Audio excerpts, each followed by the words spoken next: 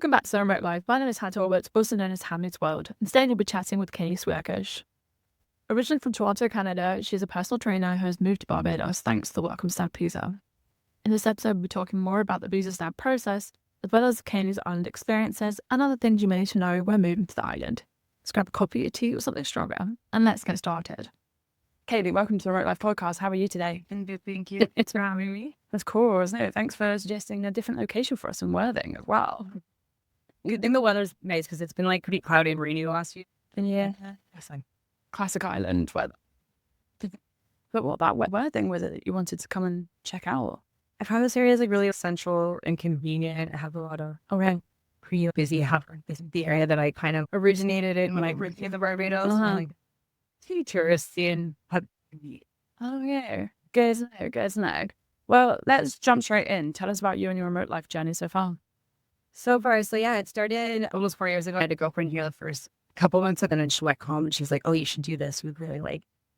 I went and researched a couple of other places that night and didn't really work done as well. And what intriguing is about the flight, booked a place to stay. Actually, went just a couple of ladies down. Wow. Packed my stuff and came. Yeah, so I'm here. And stayed. I'm gonna say yes, exactly. Like, it's so funny as we talk with a few. There's like a handful of us OGs left. Okay. Like, the turnover of it has been pretty changed. Has OGs who in Barbados or back home? OG, like, remote workers who originally came from the welcome stamp that I met like 4 years ago. I find like the people now is like completely turned over. So a lot of those people have gone home, like back in their offices, and like in different countries now, all over. So it's like everybody's spread out. Sure. And there's just a handful of us here. Oh, that's nice. Nice little community. It's a nice little community. It's like, and we still live a much more settled lifestyle. Yeah. Okay. I went to like our routine. Yeah, so what was it made you stay? Because I'm assuming you've renewed your welcome stamp visa, and yeah. So tell me, but what made you stay? The slower pace of life. Okay. From Toronto, like the hustle bustle, I think it was just so over that. And when I came here, like I totally settled down. I was able to have a personal life, and I was just working multiple jobs to pay rent and survive in the city of Toronto. So here it's nice and slow. I can calm my mind down. I can go to the beach. My schedule's much more flexible because I just have one job now. So like my peace of mind here is just night and day difference. And I don't think that's anything I could give up. And then have great weather like all year round, and pretty much all year round. We have the sun almost every day. So I can't. Pretty jammy deal, like I'm from Canada. I'm like, yeah, it's very dark and gloomy. It's like we don't get sun for a big period of time there. So this is just like a really good lifestyle to have. Oh, yeah. So tell us a little bit more about the process of the visa, because my understanding is it's actually one of the more straightforward visas to apply for, to accept it for. Like, tell me about your process. So yeah, just go onto the website. You fill out a couple questions, pretty much. You have to make a minimum of 50,000 US a year. Okay. And pretty much you can apply and get approved. It is actually very simple. It's super easy. And like, I know one of my clients actually was here with her family, like with their family. So it's not just open to single people. You can come with a companion and come with the kids as it works out like that. So it's a really good expat community and for sure. Nice. Yeah. So what kind of work do you do, if you don't mind me asking? I do holistic nutrition. Okay. So I heal root causes health issues naturally through diet, lifestyle, supplement changes. And that's because those are like, that's where our illnesses are my spread. Was that something that you did before you moved here, or was that something you picked up through remote work? So I was a personal trainer 12 years when COVID hit. Obviously, everything went online.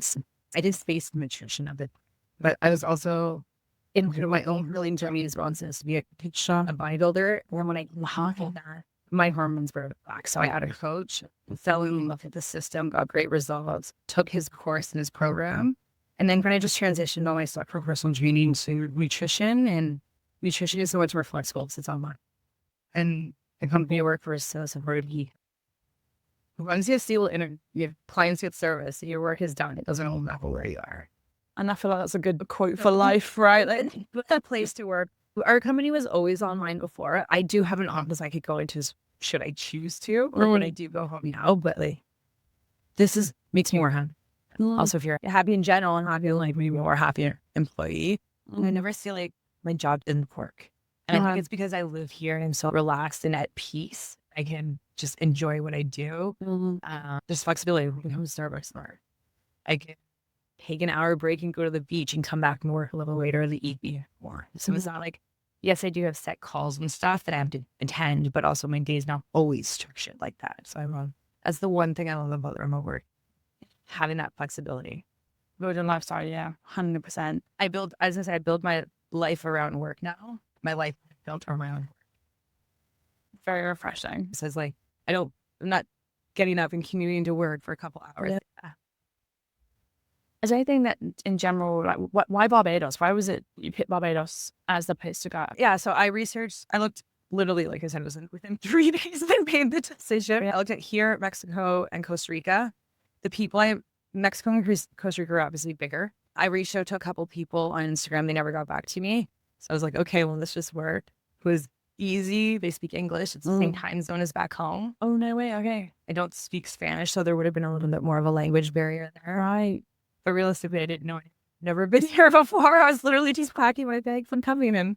It's so funny. That's not the first story that I've heard. People are just decided, no, Barbados seems like the place to be. And so they've just packed everything up and haven't left. That's the thing, is it's a really good life. And I'm kind of like thinking, what am I going to do now? But like, I like my settled life here. I have a good community. I have really great friends. I need anything. There's so many. I have a really good mix of local friends now, and expats are more like nomads. So it's a really good blend and a nice community that we mingle with. I like that a lot of people can mix and match. Where some countries I find are very separated between the tourists and the locals. That's one thing here is like everybody's just so welcoming and very. If you leave your house, good morning, good afternoon, good evening. In Toronto, no one even says hi to you. It's 100% a very different vibe for sure. I'm hearing a lot about like, and with communities and like finding communities, that things like sports, for example, or cultural events are a great place to go meet people. Was that the same experience for you? How did you find community here? I do roller skating. I have some friends at the gym. I'm going to quiz night tonight. So I'm trying to like get out and meet new people and see who's still around and what's going on. But I feel like if you don't put yourself out there, you don't go to these things, or if you don't go to events, then it's really going to like, no one's looking for you. So you really have to put yourself out there to build that community. And if that's what you value, you want like that work. Because again, traveling alone can be lonely too. Of course. When it comes to finding these events, is it through different social media platforms? Is it websites? Is it word of mouth? How did you find them? Yeah, so there's a few different ways. There's Facebook groups. There's like a women's in Barbados group. Then there's different expat in Barbados groups. So people will post there.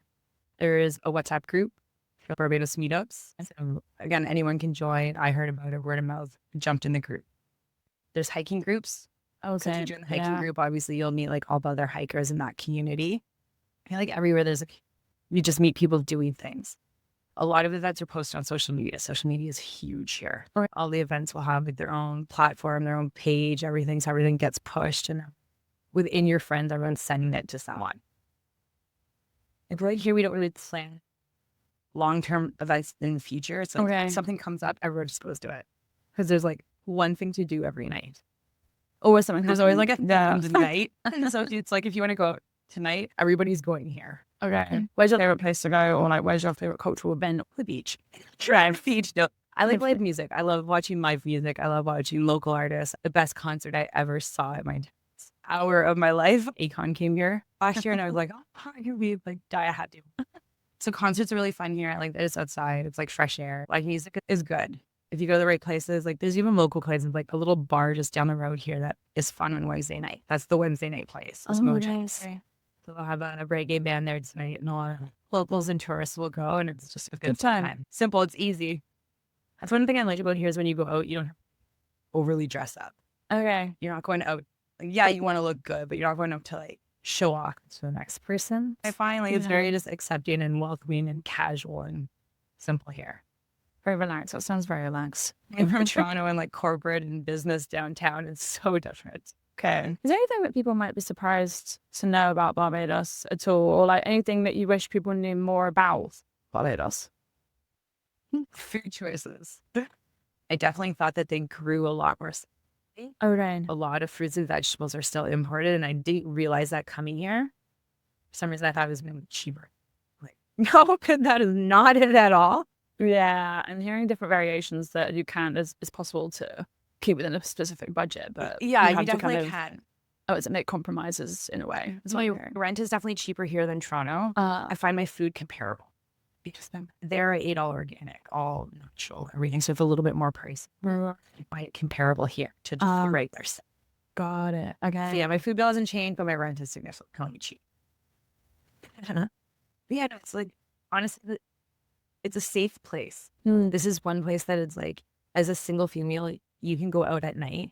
You can go to different bars. You can go to events by yourself. You can walk down the street and safe. I've never felt scared. I've never felt like out of place or awkward. Like you feel like you fit in everywhere here. That's really interesting. I guess that's just refreshing. It's nice to know that it's possible. Yeah, like obviously I don't go like into deep down streets in town and stuff. I stay like on the main road. I stay out of the tourist areas, but like the whole coast from south all the way up to west, like Spitetown, there's so many places that you can go to that's populated. Like everybody fits in together, so you never feel unsafe or out of place wherever you go. It's like it's just one happy community. Really nice. Yeah, I have to say, even after like 3 days, I think that's been here. Just everyone's again just so welcoming. Everyone just wants you to feel involved. It's just so nice. Again, it's refreshing. I went to Barcelona last year to see my girlfriend, and she's like, "You can't put your phone on the table." Here, I put my wallet down, I put my phone down, eat dinner, chat, no worries. We're not stressing. Again, it's very safe for sure. I think more people need to know that. That's really nice. Okay, I'm gonna round out with a few very like quick fire questions. Yeah. Okay, so favorite coffee spot. Starbucks. Okay, that's a show. They're not the first person to say that, Derek. But Bliss makes an awesome chai latte and a matcha latte. Okay. Yeah. I'm not a huge coffee drinker, to be honest. More like tea and matcha. Was it rum? Favorite rum? Okay. Home. Cool. Where's your favorite place to remote work? Ooh. Good question. You know where's nice? I like going to Quayside. So there's like there's actually an Italia coffee and a barbecue place. And then there's a bunch of tables in the middle. The Wi-Fi is good, but it's very breezy. It's breezy. It's not like loud, but there's still like an atmosphere and an energy. And I like to it's nice to sit there. It's not super loud or anything. I find if I can break into my work calls here. Oh, yeah. It's just so loud and so cold.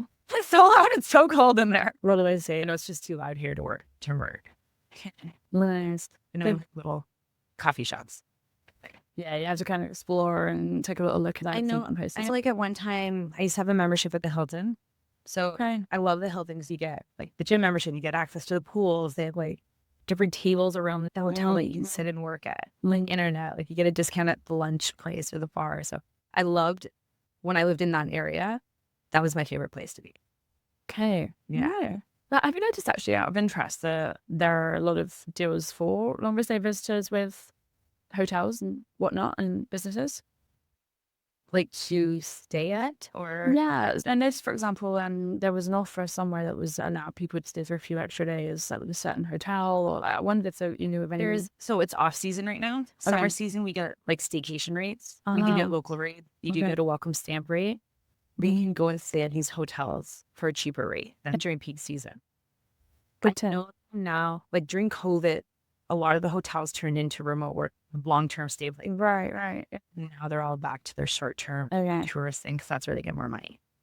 Have you noticed any like more co-living popping up? Like we went to Eco Lifestyle Lodge, for example. Yeah. So amazing. Beautiful there. Yeah. Have you noticed any other different places like that are popping up of interest to you? Or there's a lot of new, like tons of new restaurants, tons of new bars, and nothing that you can like stay at as well. Interesting. Okay. The island does have tons of Airbnbs. I find Airbnbs are kind of bigger than hotels here. So there's a lot of like beautiful Airbnbs on the island, but nothing that's like a pool, like a nice little restaurant, things going on, activities, a hotel or something like that. Okay. Yeah. Unless you're saying like Mango Bay or like Sandal, like a big brand name hotel. There's not like little routine ones like that. Okay. A quick fire question. Favorite food? Ooh. Favorite Bayesian food? Oh, yeah. Yeah. I love sweet potato pies. I never had that before when I came here. It is like a sweet potato dish It's a side dish, obviously, but they put like cinnamon and canned pineapple, I think nutmeg and stuff in it, but it's like a sweet dish. And they bake it in the oven. And that's something I never had before I came here. And I'm like, oh, this tastes so good. Where do you go for that?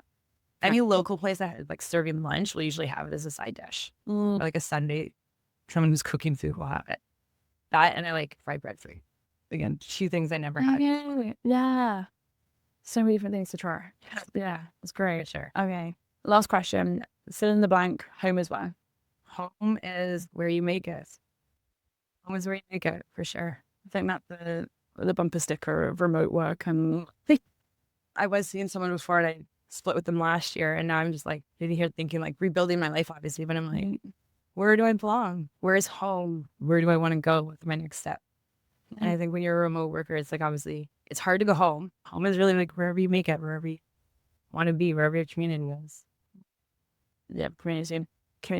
Yeah, sure. Well, It's so important. and it's here. It's here. Kaylee, it's been so lovely to chat. Thank you. Fun. How was that? Thank you so much for listening to this episode of The Remote Life. And thank you, Kaylee, for taking the time to speak with us. Thank you also, Barbados Tourism, for having us on the island. You can find links to their profiles below. Thank you so much for listening, and we can't wait to remote where we do again soon.